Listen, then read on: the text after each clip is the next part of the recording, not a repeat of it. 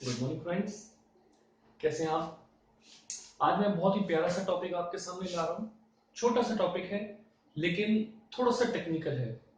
तो कई बार students upset हो जाते हैं कि ये हम 4 बार पढ़ चुके हैं फिर भी समझ नहीं आ रहा। एक्चुअली ये ऐसा टॉपिक है जो रियल वर्ल्ड के अंदर तो काफी बार यूज होता है।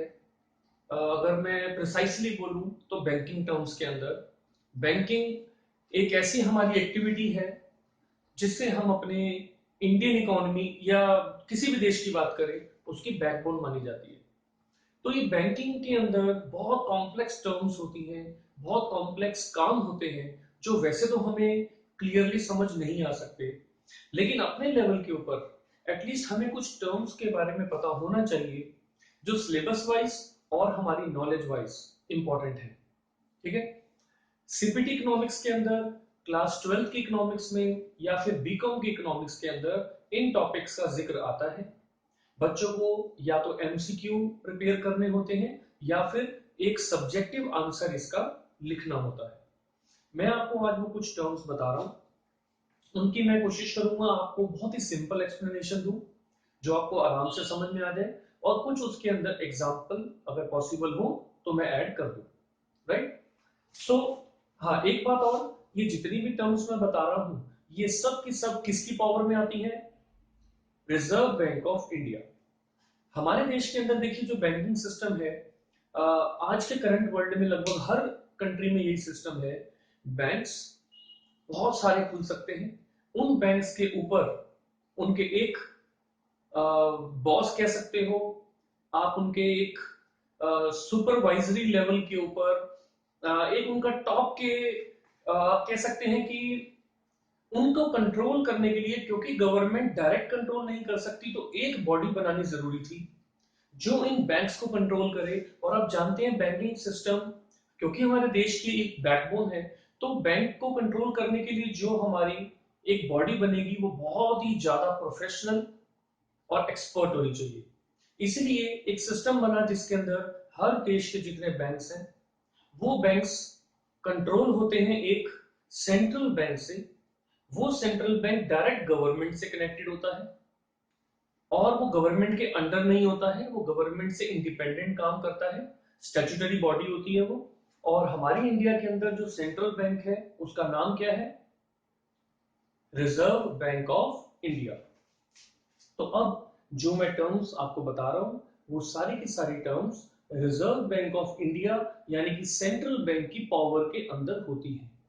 ये सारी की सारी जो टर्म्स हैं, जो एक्शन है, वो reserve bank of India use करता है हमारे देश के क्रेडिट सिस्टम को, हमारे देश के लोगों के पास या बैंक के पास कितना पैसा अवेलेबल है उसको मैनेज करने के लिए। मैं एक एक करके समझाऊंगा तो आपको क्लियर हो जाएगा। मैं अभी एक छोटा सा एग्जांपल दे देता हूं। देखिए, अगर मान लीजिए लोगों के पास ज्यादा पैसा आ जाए, चाहे वो बैंकों से लोन मिल जाए, चाहे उनको बिजनेस में लोन मिल जाए, चाहे पर्सनल लोन, और या फिर वैसे अर्निंग कर रहे हैं। आप ही ले लीजिए, अगर आपको अच्छा पैसा आ जाए तो आप क्या करेंगे उस पैसे का? वेरी सिंपल, खर्चा करेंगे। हम गाड़ियों पे कर सकते हैं, घर पे करेंगे, एयर कंडीशनर, एलईडी टीवी, घूमने जाएंगे, बहुत सारे ऐसे खर्चे हैं।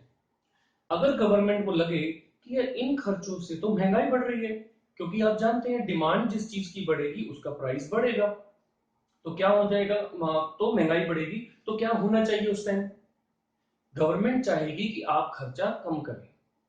अब आपको कौन समझाए, आपको कौन बताए? अगर आपको कोई फोन करेगा, सर मैं गवर्नमेंट की तरफ से कह रहा हूं आप खर्चा कम कर दीजिए, तो आप उसको बोलेंगे भाई तू एक बार सामने आ जा फिर बताता हूं मैं, है ना?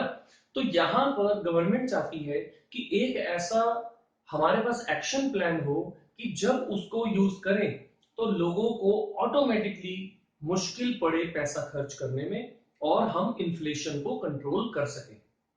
अपोजिट सेंस में, अगर कभी लोगों के पास पैसा नहीं है, लोग डिमांड नहीं कर रहे, मार्केट के अंदर बिजनेस बूम पर नहीं है, बिजनेस डिप्रेशन में जा रहा है, बिजनेस अच्छा नहीं चल रहा है, तो इन्हीं एक्शन प्लान को गवर्नमेंट रिवर्स में यूज करेगी आरबीआई के थ्रू, और लोगों के पास पैसा पहुंचा दिया जाएगा जिससे हमारी डिमांड इंक्रीज हो और इकोनॉमी ऊपर जाए। दोनों बातें समझ में आ गई? यानी जो मैं आपको टॉपिक बता रहा हूं उन्हीं का यूज एक साइड करके गवर्नमेंट महंगाई को कंट्रोल करती है, डिमांड को डाउन करती है, लोगों की जेब से पैसा खींच लेती है, और रिवर्स करके लोगों के पास पैसा ऊंचा सकती है। राइट, मैं आपको ब्रीफ दे देता हूं। आरबीआई, वैसे ना ये कई बुक्स में से भी आपको ये टॉपिक नहीं मिलेगा, क्योंकि इस डिटेल में तो ये टॉपिक अब सिलेबस से बाहर हो चुका है, लेकिन हाँ बताना जरूर चाहिए ताकि एक आइडिया लगे आपको कि किस तरीके से आरबीआई इसको यूज करता है। आरबीआई दो मेथड्स यूज करता है, सब्जेक्टिव और ऑब्जेक्टिव। इसको दूसरे शब्दों में बोलूंगा जनरल या स्पेसिफिक, या इसका एक और नाम आता है क्वांटिटेटिव या क्वालिटेटिव। ये वॉल्यूम को कंट्रोल करते हैं और ये डायरेक्शन को कंट्रोल करते हैं।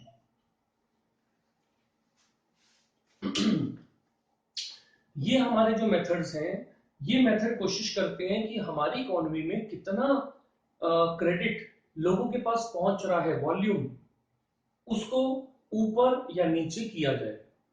ये कंट्रोल करते हैं डायरेक्शन, किसको कितना क्रेडिट मिल रहा है, किसको मिलना है, किसको नहीं मिलना है, वो डायरेक्शन ये तय करते हैं। राइट, अब बुक्स में क्या हुआ, पहले ना इन सबके अंदर चार चार पांच पांच मेथड अलग अलग थे, अब वो सारे मेथड अलग नहीं पढ़ाए जाते, तो अब उन्होंने कंसोलिडेट कर दिया बुक्स के अंदर कुछ मेथड्स जिसके अंदर सब्जेक्टिव ऑब्जेक्टिव या क्वांटिटेटिव क्वालिटेटिव नहीं बताया गया। तो मैं आपको जनरली सारे मेथड बता देता हूं जो जो मेन है, और फिर भी अगर कोई क्वेरी आपकी रह जाती है तो आप इस वीडियो की कमेंट बॉक्स के अंदर आप लिख देना कि सर ये वाला टॉपिक भी एक्स्ट्रा ऐड कर दीजिए, तो मैं उसका एक नया वीडियो अपलोड कर दूंगा। राइट, चलिए अब मैं इसके अंदर आपको पहला मेथड बताता हूं। ये एक ऐसा टॉपिक है जो बच्चा पढ़ता तो है लेकिन बार बार कहता है सर समझ नहीं आया।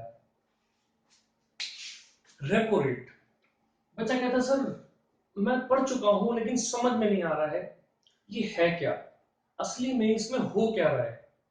बिकॉज लाइफ में शायद आप पहली बार इसको क्लास 12th में या उसके बाद सीपीटी में पढ़ते हैं, वर्ल्ड में आपके सामने कभी यूज होता नहीं, ये यूज होता है आरबीआई और बैंक के बीच में, तो गड़बड़ काम है, हमें पता नहीं है होता क्या है। अब मैं आपको बड़े सिंपल शब्दों में समझाऊंगा। देखिए, बैंक ने आरबीआई से लोन लेना है, तो मैं एरो यहां लगा देता हूं।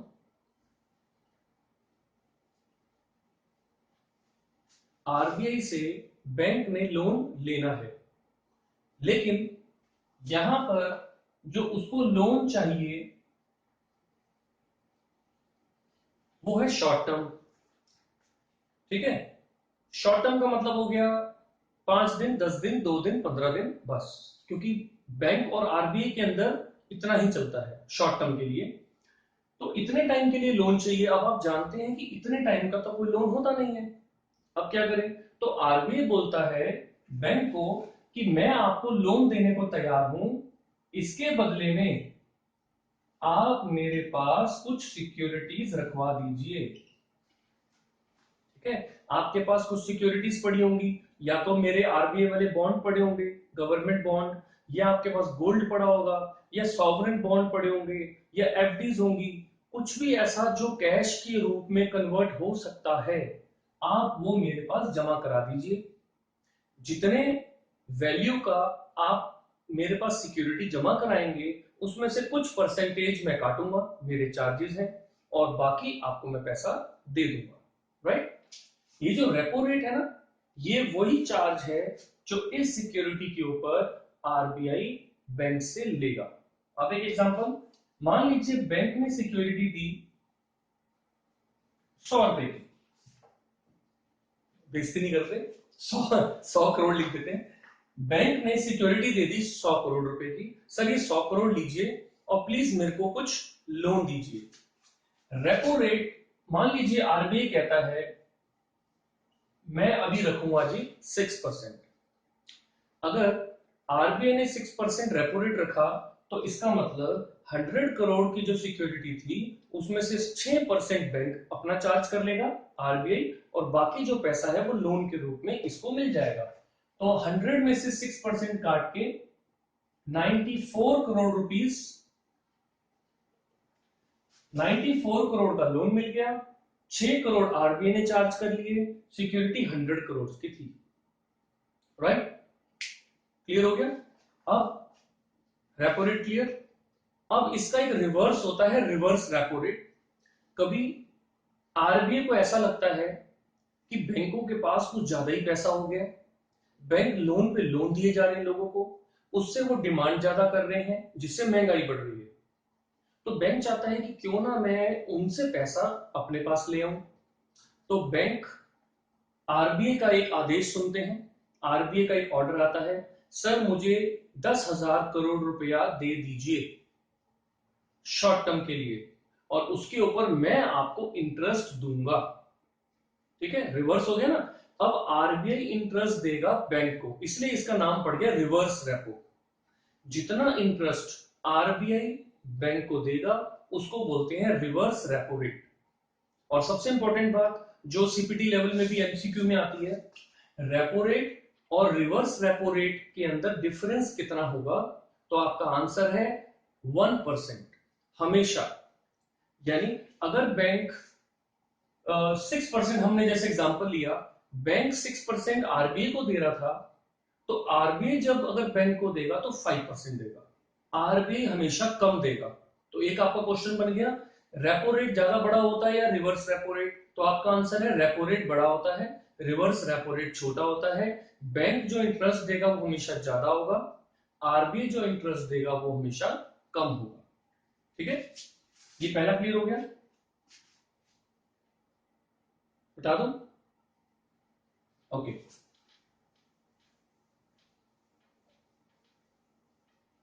आपके पास तो चूहे की शक्ति है, माउस, जहां आपको लगे कि कुछ नोट करना है तो आप छोटा सा क्लिक दबाएंगे और मैं वहां जाम हो जाऊंगा, ऐसी कैसी मेरी शक्ल बन जाएगी, आप नोट कर सकते हैं। और उसके बाद फिर से आप चूहे की पूंछ दबाएंगे, मैं फिर से बोलना शुरू हो जाऊंगा।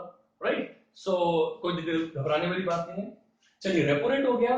अब इसके बाद एक आता है बैंक रेट। चलिए, बैंक रेट की सबसे पहली निशानी, ये लॉन्ग टर्म के लिए होता है। ठीक है, दूसरी, इसके लिए कोई बिल्स ऑफ एक्सचेंज बैंक को नहीं देना।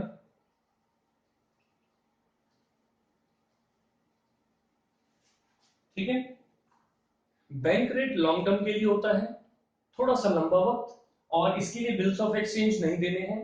इसके अंदर भी फंडा सेम है, अगर बैंक आरबीआई से लोन मांगता है तो उसके ऊपर जो इंटरेस्ट बैंक को देना पड़ेगा आरबीआई को, उसको बोलते हैं बैंक रेट। ये तो सिंपल था। रेपो रेट थोड़ा सा कॉम्प्लेक्स था, ये आसान है। ये चीज क्लियर हो गई। अब देखिए, इसके बाद एक और आता है, मैं यही लिख देता हूं,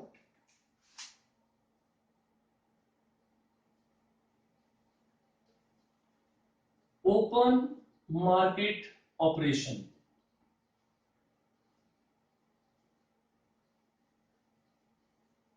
ये क्या होता है? ओपन मार्केट ऑपरेशन के अंदर रिजर्व बैंक गवर्नमेंट के कहने पर अपनी तरफ से कुछ सिक्योरिटीज लॉन्च करता है, और उसको, ओपन मार्केट का मतलब डायरेक्ट पब्लिक से इंटरेक्शन करना, रिजर्व बैंक सीधा पब्लिक के पास और बैंक्स के पास सीधा ऑफर भेजता है, मैं अपनी एक सिक्योरिटी लॉन्च कर रहा हूं, आप उस सिक्योरिटी को खरीदिए, और एक तय वक्त के बाद आप मुझे वो सिक्योरिटी वापस देंगे और मुझसे पैसा ले जाएंगे। ये सिंपल टर्म्स थी। अब मैं आपको इसके अंदर पूरा टोटल फंडा बताता हूं।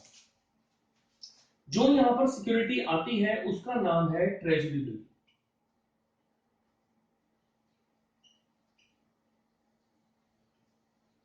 ठीक है, अब अकाउंट्स की भाषा में बताऊंगा, इशूड एट डिस्काउंट। अब इसी में एक एग्जांपल ले लेते हैं। जब रिजर्व बैंक ऑफ इंडिया इस ट्रेजरी बिल को लॉन्च करके आपको देगा, पब्लिक को देगा या बैंक को देगा, वो हमेशा जो उसकी ओरिजिनल कीमत है उससे कम पैसा आपसे लेगा। इस ट्रेजरी बिल के लिए एक अमाउंट फिक्स होता है, ये 25,000 रुपीज ईच चलता है। ठीक है, एक ट्रेजरी बिल 25,000 का होगा, 2 लोगे 50,000, 3 लोगे 75, आप इस तरीके ही चल सकते हैं और कोई डिनोमिनेशन नहीं चलती। अब जब आरबीआई ने आपको इशू किया तो वो 25,000 वाला ट्रेजरी बिल आपको दे रहा है, लेकिन आपसे पैसा कितना ले रहा है? एग्जाम्पल 22,000। तो इशूड एट डिस्काउंट हो गया।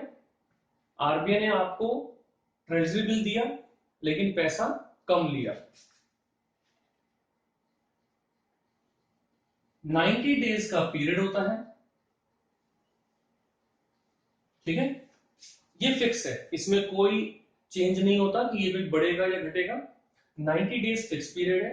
आरबीआई सोचता है कि अगर लोगों की जेब से मैं पैसा ले लेता हूं तो 3 महीने का एक सफिशिएंट पीरियड है जिसके अंदर मार्केट के अंदर महंगाई थोड़ी सी ठंडी हो जाएगी, रेट्स डाउन हो जाएंगे, उसके बाद वापस कर दूंगा पैसा और खर्च करें, कोई बात नहीं।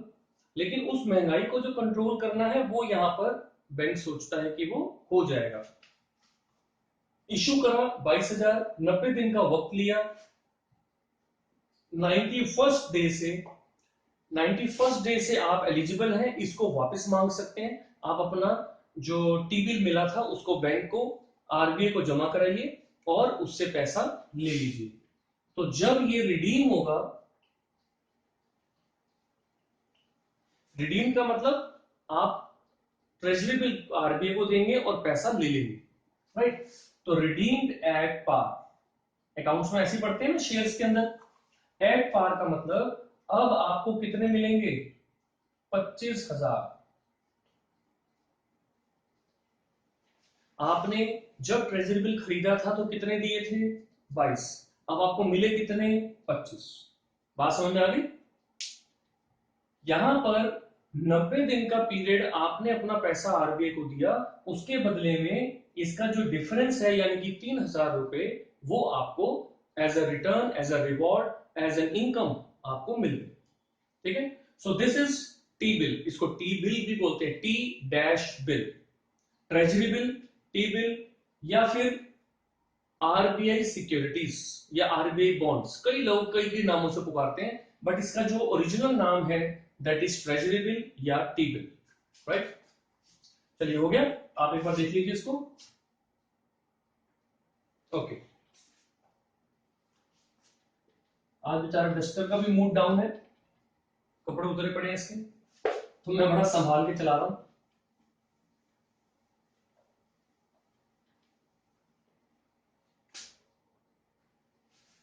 चलिए ये हो गया। अब एक हमारा आता है legal reserve ratio. Legal reserve ratio, जो पैसा पब्लिक बैंक के पास जमा करा रही है उसमें से कुछ पैसा बैंक को सेफ रखना पड़ेगा किसी भी इमरजेंसी से निपटने के लिए। अचानक ज्यादा लोग आ जाए पैसा मांगने, बैंक के पास पूरी तैयारी होनी चाहिए कि उन लोगों को जो पैसा वो मांगते हैं अपने अकाउंट के अंदर से वो उनको दिया जाए। क्योंकि अगर बैंक ऐसा नहीं करता है तो र्यूमर फैलते हुए देर नहीं लगती, और आजकल तो व्हाट्सएप का जमाना है, एक नेगेटिव न्यूज को हम बहुत जल्दी फैलाते हैं, पॉजिटिव न्यूज हम फिर छोड़ देते हैं, इग्नोर कर देते हैं। अगर मुझे न्यूज आ गई भाई XYZ जो बैंक है वो मेरे को उसने कैश नहीं दिया, वहां कैश खत्म हो गया, शेयर फ्लॉप होने वाला है, और ये खबर मैं आगे 100 लोगों तक पहुंचाऊंगा और वो पता नहीं कहां तक पहुंचाएंगे। आरबीआई कहता है नहीं, ऐसा नहीं करना, हमने ये इंश्योर करना है कि जब जब ज्यादा लोग भी आ जाए पैसा मांगने उनको देना है। इसके लिए जितना पैसा लोग जमा कराते हैं बैंक में, फॉर एग्जांपल मैंने मान लिया 100 करोड़ रुपया बैंक में जमा हुआ, तो आरबीआई कहता है इसके अंदर से CRR, cash reserve ratio, RBI कहता है इसमें से 4% कैश रिजर्व रेशो के रूप में बैंक मेरे पास जमा कराएगा, आरबीआई के पास। ठीक है, 100 करोड़ में से 4% यानी कि 4 करोड़ रुपया बैंक को किसको देना है, आरबीआई को, फॉर इमरजेंसी, ये अपने पास रखेगा। और इसी में से एग्जाम्पल लगभग आजकल भी यही रेट चल रहा है, 100 करोड़ में से 23% बैंक को अपने पास रखना है, लेकिन कैश के रूप में नहीं, किसी असेट के रूप में। और इसका नाम क्या है, statutory liquidity ratio. Statutory liquidity ratio आपको, यानी जो बैंक है उसको 23% कैश के इक्विवेलेंट असेट्स रखनी पड़ेंगी, लिक्विड असेट्स, जैसे कि गोल्ड, आरबीआई बॉन्ड्स, किसी भी तरह की सिक्योरिटी जो तुरंत कैश में चेंज हो सकती है, वो उसको रखनी पड़ेगी। ये बैंक के पास रहेगी और ये आरबीआई के पास रहेगी। ठीक है, 100 करोड़ में से इन दोनों को काटकर ये दोनों हो गए 4 + 23 27%। तो इसका मतलब 73% अमाउंट इस 100 करोड़ में से, यानी कि 73 करोड़ रुपीस ये बैंक के पास है। बैंक इसको आगे लोन दे सकता है किसी को, जहां मर्जी इन्वेस्ट करे, ये पैसा सेव रहेगा। ठीक है, अब होगा क्या, मान लीजिए अचानक कोई इमरजेंसी आई, तो सबसे पहले बैंक अपने इस लिक्विड असेट को निकालेगा, पड़ोस के किसी बैंक को बोलेगा, भाई साहब प्लीज ये रख लो, मुझे कैश दे दो, मेरे पास लोग आए हैं। ओके, बैंक एक दूसरे को ऑब्लाइज करते ही हैं, आ जाएगा, और वो पॉसिबल, हाँ, हमारा जो ज्यादा क्राउड आया है वो फेस कर सकता है बैंक। कभी और ज्यादा इमरजेंसी पड़ गई तो आरबीआई को बोला जाएगा, उससे आने में 1 या 2 दिन लग सकते हैं, ये बहुत फास्ट होता है। और जब ये एक बार यूज हो गया, तुरंत उसके बाद जैसे ही सिचुएशन स्टेबल होगी, बैंक तुरंत अपने एसएलआर का परसेंटेज फिर से ठीक कर लेगा। ठीक है, सो ये एक बहुत ही अच्छा तरीका है बैंक की सेफ्टी को मेंटेन करने का, कि कभी भी कोई क्राइसिस आए, हमारे देश के बैंक कभी भी गड़बड़ ना करें। ठीक है, चलिए इसके नीचे बता देता हूं लास्ट, ये होता है मार्जिन रिक्वायरमेंट। ये क्या होता है, कभी आपने सुना है कि प्रॉपर्टी के अगेंस्ट लोन मिलता है?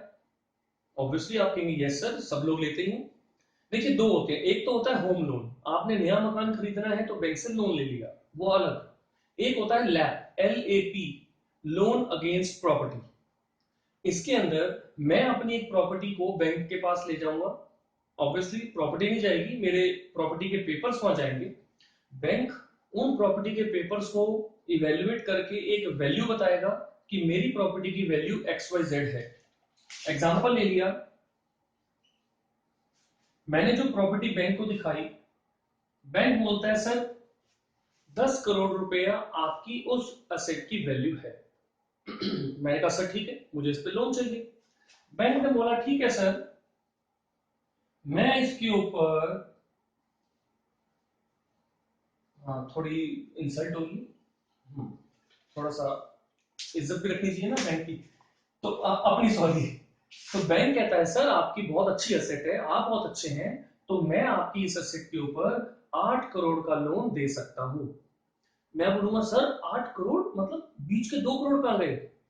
बैंक कहेगा सर कल को अगर आप मेरा लोन वापस ना चुका पाए, और भगवान ना करे मार्केट में प्रॉपर्टी के रेट भी डाउन हो जाए, तो एटलीस्ट मेरे पास इतना मौका हो कि थोड़ा बहुत अगर आपके प्रॉपर्टी के रेट डाउन भी हो रहे हैं, फिर भी मैं अपने अमाउंट को कवर कर पाऊं, आपकी प्रॉपर्टी को मैं उस रेट पर बेच पाऊं कि मेरे को मेरा पैसा मिल जाए। उसके लिए मुझे थोड़ा सा कम करना पड़ेगा। तो ये जो रिस्क कवरिंग मैं कर रहा हूं, that is called margin requirement. अगर इस केस में बोले तो मार्जिन रिक्वायरमेंट थी 20%, क्योंकि बैंक ने कितना रखा, 10 करोड़ का 20% 2 करोड़, 2 करोड़ छोड़कर 8 करोड़ का मुझे लोन ऑफर कर दिया। ठीक है, अब आरबीआई क्या करेगा, अगर उसको लगेगा कि लोगों के पास कुछ ज्यादा ही पैसा आ रहा है, लोन ज्यादा लिए जा रहे हैं, वो इस मार्जिन रिक्वायरमेंट को इंक्रीज कर देगा। अब अगर इंक्रीज हो गया तो मान लो 8 करोड़ की बजाय बैंक बोलेगा जी मार्जिन रिक्वायरमेंट ना 40% हो गया है, तो 10 करोड़ की असेट पे खाली 6 करोड़ दूंगा मैं।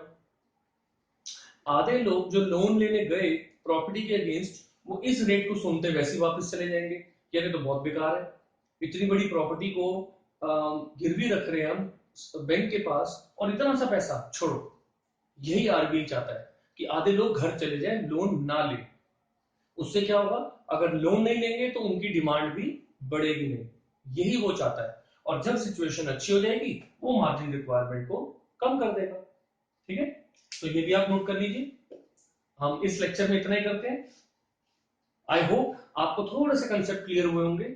मैं प्लीज आपसे रिक्वेस्ट कर रहा हूं कि आपको कोई भी डाउट्स हो, आप इस वीडियो के कमेंट सेक्शन के अंदर आप अपने डाउट लिखिए, क्वेश्चन लिखिए। मैं चाहूँ कोशिश करूंगा कि मैं वहीं के वहीं उनका रिप्लाई कर दूं। या फिर अगर कोई ऐसा टॉपिक है जो आप चाहते हैं कि सर इसका वीडियो जरूर बनाइए, तो आप अपनी ईमेल या व्हाट्सएप नंबर साथ में मेंशन कीजिए और टॉपिक मेंशन कीजिए। मैं उसका वीडियो बनाकर उसका लिंक आपको जरूर सेंड करूंगा। चलिए अभी के लिए इतना ही, नेक्स्ट वीडियो में मिलते हैं। Bye bye.